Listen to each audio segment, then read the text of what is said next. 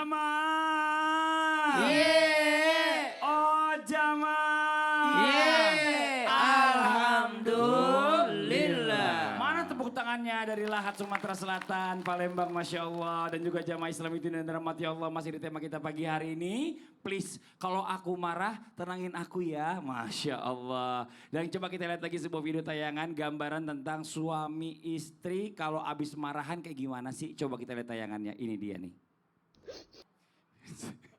Kenapa kita ketawa ya? Mungkin kita kayak gitu kali ya. Istri kita habis nangis, habis kita marah nangis-nangis, kita tidur. Kayaknya semua laki-laki begitu. Iya. Karena gini, Iya, lah, iya. perempuan itu kalau setiap ada masalah membawa Dipikirin, perasaan, dipikirin. Sementara laki-laki ya udah, Ya udah cuek selesai. aja. Iya udah selesai kan udah diomongin gitu ya. Tapi pertanyaannya gini ya, mengenali bentuk dulu nih yang namanya marah ini macam-macam bentuknya. Iya. Ada orang yang marah tipikalnya diem, bener nggak? Ada. Ya, ada juga yang kalau lagi marah keluar kata-kata ajaibnya semua, caci maki semua keluar. Ada juga orang yang kalau lagi marah banting-banting barang, ngancur-ngancurin. Nah ini kalau kayak gitu gimana? Kasih tahu caranya untuk nenang ini bagaimana Ustadz? Mohon izin penjelasannya, tepuk tangan buat Ustadz Maulana. Izin Habib dan Ustaz Sam. 4 penyebab marah. Kenapa orang marah? 1, karena syahwat. Keinginan yang tidak kesampaian sehingga dia marah. Makanya perempuan yang tidak dapat jatah bulanan pasti marah-marah. Betul tidak Bu? Jadi syahwat, keinginan. Kemudian penyebab marah yang kedua adalah mohon maaf sesuatu karena nafsu. Nafsu yang susah dikendalikan timbullah marah. Sehingga tadi sudah dijelaskan oleh Habib Nabil. Silakan duduk reaksinya. Itu reaksi. Yang ketiga, penyebab orang marah karena kecemasan. Dia cemas dengan sesuatu. Seorang orang tua marah kepada anak karena cemas nanti anaknya gagal. Itu. Marah yang maaf ya penyebab orang marah adalah target atau sesuatu yang terlalu tinggi keinginannya. Inilah yang harus kita kendalikan semuanya. Maka marah, pengertian marah adalah reaksi tubuh. Reaksi tubuh. Nah, macam-macam marah. Ada yang lama marahnya, lama baru marah. Tapi cepat reda. Itu yang bagus. Dia apa-apain tetap sabar. Tapi pada saat dia marah, dia cuma ngupakin. Aku gak suka loh kalau begitu. Udah selesai. Itu yang tepuk tangan dulu yang begituan. Yang marahnya lama baru bisa marah. Dan kalau dia marah cepat selesai. Ada orang cepat marah lama kelarnya. Sehingga dendam. Marah boleh, gak suka boleh. Diamin orang boleh, boleh gak diamin orang? Jawabannya boleh. Daripada nanti timbul masalah lagi. Udah, sana-sana sedikit. Kalau aku lihat kamu aku biasa marah. Ah, itu boleh-boleh. Cuma yang dilarang lewat dari 3 hari. Karena sudah masuk dendam. Maka ada juga marah yang paling parah ini. Dia lama, dan itu yang tadi. Yang marah lama berkelar. Maka apa yang harus kita lakukan? Suami marah kepada istri. Yang tadi disebutkan oleh Mas Fadli. Ada yang diem. Marahnya diem. Ya kayak istri saya. Kalau dia diem, oh pasti enggak lagi marah ini. Kenapa kok sayang? Jadi enak. Jadi rumah tangga kami tidak pernah bertengkar. Tidak pernah bertengkar. Karena ada kode-kode tertentu. Jadi sebaiknya seperti itu. Mohon maaf tanpa menggurui. Marah maka kita kendalikan amarah itu. Supaya tidak berlarut-larut. Karena sungguh marah itu akan merugikan diri sendiri. Nah itu yang paling penting tuh kita Ya pahami. coba. Kita marah sama orang. Orang itu udah lupa. Tapi kita masih. Kayak tadi suami istri marah. Suaminya udah lupa udah tidur. Iya. Istrinya masih nangis. Iya. Nah itu. Yang marah cepat tua. Nah ya Cepat tua. Allah. Yang rugi siapa? Kita. Yang marah. Iya. Makanya jangan marah. Makanya marah diangkat. Marah, sabar, ridho, syukur. Itu udah 3. Marah, sabar, ridho, syukur. Dah. Masya Allah. Tepuk tangan Ustadz Maulana. Masya Allah. Makasih banyak Ustadz. atas tausiahnya. Nah sekarang kita lanjut lagi waktu kita memberikan kesempatan kembali ya kepada guru-guru kita buat menjawab curhatan dari para jamaah mewakili yang ada di rumah. Kalau gitu kita kembali dulu ke segmennya curhat dong Ustadz. Iya, kami curhat. Oke, yang mau curhat boleh silakan angkat tangannya. Mana? Ya Allah ibu, ibu boleh maju ke depan bu? Ayo bu, boleh maju bu. Iya, silakan ibu yang alisnya warna biru. Iya silakan. Iya bu. Iya, iya. Assalamualaikum warahmatullahi wabarakatuh. Waalaikumsalam warahmatullahi wabarakatuh. Saya dari Ibu Lahat. namanya siapa? Namanya Ita. Ibu Ita. Dari mana bu? Dari Lahat. Dari Lahat. Pengajiannya? Al-Ikhlas. Al-Ikhlas. Oke, tepuk tangan buat Ibu Ita. Ya, grogi Bu, sini Bu lagi Bu, maju lagi. Sekarang Ibu ngeliat ke depan, Ibu mau curhat apa Ibu Ita? Silakan pakai mic-nya. Lebih dekat ke mulutnya Bu? Iya. Saya mau nanya Pak ya. Iya. Saya ini statusnya suami meninggal. Suaminya udah meninggal. Ya. Iya. Ibu janda. Terus ada laki-laki mau melamar saya. Oh, ada laki-laki. Bawa surat kematian istri. Ternyata istrinya enggak meninggal. Masih ada? Masih ada. Oh. Nah lantas saya usir. Diusir sama Ibu? Diusir. Musirnya gimana Bu? Nah, Pulang-pulang? udah pulang, saya antar pulang. Oh Nah, gitu. saya nggak suka ngambil suami orang. Iya Saya bilang benar-benar gitu. banget tuh Ibu tuh, bagus tuh. Nah. Terus yang ibu mau jadi masih jadi unek-unek Ibu apa kira-kira? Yang saya jelaskan sekarang berdosakah nggak saya Menolak orang? menolak orang? Ya kan dia punya istri, ngaku-ngaku Iya. istrinya udah meninggal, Iya. ternyata masih hidup. Iya. Dia udah bohongin Iya. ibu, belum nikah aja udah bohongin ibu, Iya, apalagi memang udah gitu, nikah, iya. betul gak? Nah, coba kita panggil guru-guru kita, Habib Nabil, mohon izin Ustadz Syam. Ustadz Syam silakan dijawab. Udah dijawab nih. Bu sama Mas Fadli. Iya.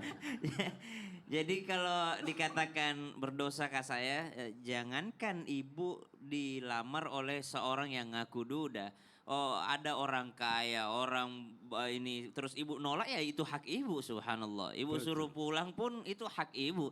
Jadi siapapun yang datang melamar kalau ibunya tidak berkenan ya silahkan gitu. Yang bukan tidak boleh sih, yang tidak baik untuk ditolak itu adalah orang yang bagus agamanya, bagus akhlaknya, engkau ridho dengannya, kelihatan orang baik, keturunan orang baik, kemudian sholatnya baik segala macam. Tapi engkau menolaknya karena persoalan materi misalnya atau persoalan dia bukan orang terkenal misalnya, nah, ini yang tidak baik ini. Tapi kalau alasannya dia pembohong, dia pura-pura istrinya sudah meninggal dunia, ini segala macam.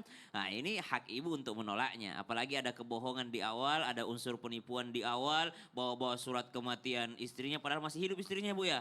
Masih hidup istrinya subhanallah. Loh, tapi Ustadz Syam masalahnya gini, coba kita tanya dulu. Iya. Ibu udah nikah belum sama yang datang itu? Dia datang melamar atau emang udah nikah? Emang udah nikah sama ibu? Sempat nikah nggak? Pakai mic Bu, pakai mic Bu. Sempat nikah. Sempat menikah? Ya sempat nikah. Sempat nikah Ustadz Sempat Syam nikah. soalnya. Jadi sudah Nah. Sudah nikah baru ketahuan. Udah. Baru ketahunan. baru ketahuan. Ya. Akhirnya setelah Akhirnya ketahuan saya Diusir. usir.